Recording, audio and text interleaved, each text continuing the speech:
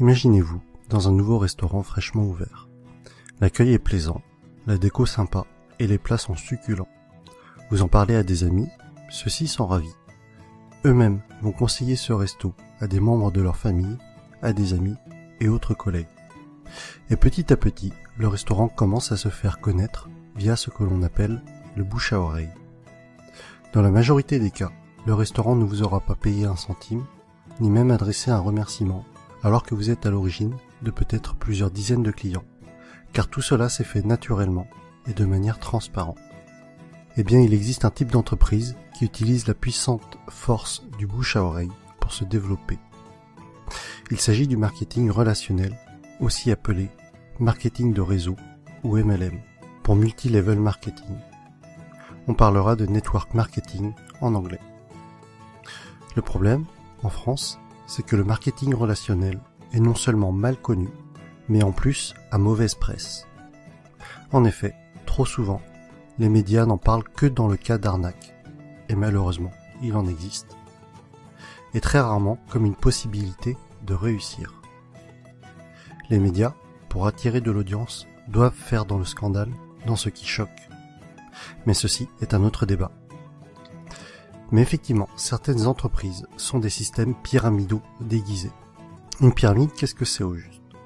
Je vous invite à cliquer sur cette vidéo pour découvrir une animation très bien faite expliquant ce qu'est une pyramide de Ponzi. En résumé, non seulement c'est une arnaque, mais c'est aussi illégal. Le système est basé sur la promesse de faire de miraculeux retours sur investissement, juste avec de l'argent que tout nouvel entrant va apporter. Autrement dit, l'argent des nouveaux paye le bénéfice des anciens. Et si, à un moment donné, les entrants ne sont pas assez nombreux, eh bien la pyramide s'écroule, car les anciens ne perçoivent plus d'argent. Ce qui est important à comprendre est que lorsque vous entrez dans une entreprise de marketing relationnel, vous êtes avant tout le distributeur d'un produit réel, le représentant d'une marque. Sans produit, ou avec un produit fictif, on rentre alors dans un système pyramidal. D'autre part, dans une pyramide, les anciens sont forcément plus riches que les nouveaux. Dans le MLM, même si plus vous rentrez tôt, plus vous êtes avantagé, cela ne garantit pas du tout votre succès. Un nouveau filleul peut très bien mieux développer son affaire et faire mieux que son parent.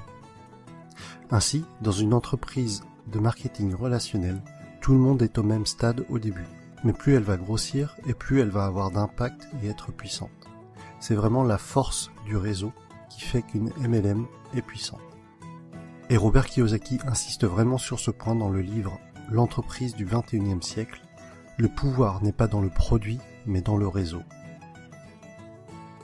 Pour en revenir à ce que l'on évoquait au début de la vidéo, le bouche à oreille est le principal véhicule de communication d'une société de marketing relationnel, si bien qu'il n'y a pas ou peu de publicité. Et ce budget pub, qui est souvent faramineux pour les grandes entreprises, est reversé aux distributeurs et ou consacré à l'amélioration du produit qui en général est excellent. Lorsque vous vous lancez dans le MLM, vous êtes parrainé par une personne et ensuite c'est comme si vous étiez votre propre patron et que vous aviez créé votre entreprise. Votre but et votre source de revenus vont être de deux types, soit en parlant du produit autour de vous et en le revendant, soit en parrainant d'autres personnes qui elles-mêmes vont devenir distributeurs. Ainsi, le plus efficace et pour que votre entreprise soit réussie, tout ce que vous faites doit être duplicable. Votre filleul doit avoir les outils pour développer lui aussi son réseau. Dans tous les cas, ce qui est important à retenir est que le succès est partagé. Si votre filleul échoue, vous échouez d'une certaine façon. Votre succès est complètement tributaire du succès des personnes que vous aidez, de vos filleuls et des filleuls de vos filleuls. L'accent doit être mis sur le déploiement de votre réseau et pas sur les ventes directes. Ainsi, ceux qui réussissent le mieux en MLM ne sont pas les vendeurs ou les commerciaux, mais plutôt les personnes pédagogues, les profs et les formateurs. Et personnellement, autant je trouve la réussite personnelle gratifiante, autant aider les autres à réussir l'est encore plus. Autre sujet que je trouve intéressant, c'est que votre entreprise grandit avec vous. Vous gagnez de l'argent en apprenant et en appliquant les méthodes de vos parrains et de votre upline. C'est le terme indiquant les personnes antérieures à vous dans la vie du MLM.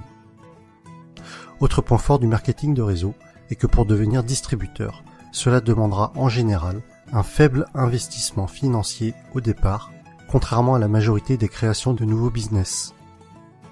Aujourd'hui, si vous comptez ouvrir une franchise du type McDo, Subway ou Starbucks, il vous faudra probablement plusieurs centaines de milliers d'euros, alors qu'en MLM, cela vous demandera la plupart du temps quelques centaines d'euros. Ensuite, tout est préparé pour vous.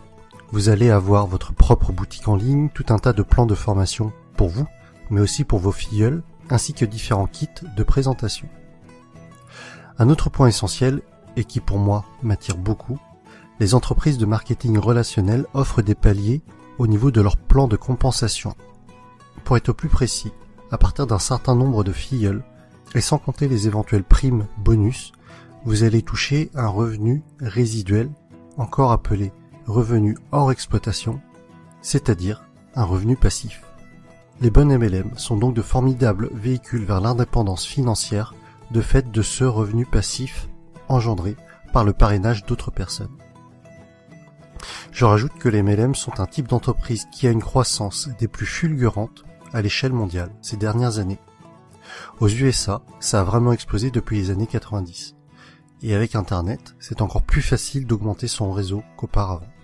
De plus, c'est une activité que l'on peut tout à fait démarrer sur notre temps libre pour un revenu complémentaire au début. Il faudra alors se déclarer en auto-entrepreneur avec le statut de VDI, c'est-à-dire vendeur à domicile indépendant. J'insiste tout de même sur le fait de bien vérifier un certain nombre de points avant de vous engager dans une entreprise de marketing relationnel, afin de ne pas tomber sur une pyramide Ponzi déguisée. Voici le type de questions qu'il faut vous poser avant de vous engager dans une entreprise de ce type. Est-ce qu'il y a des bureaux réels? À quels endroits géographiques?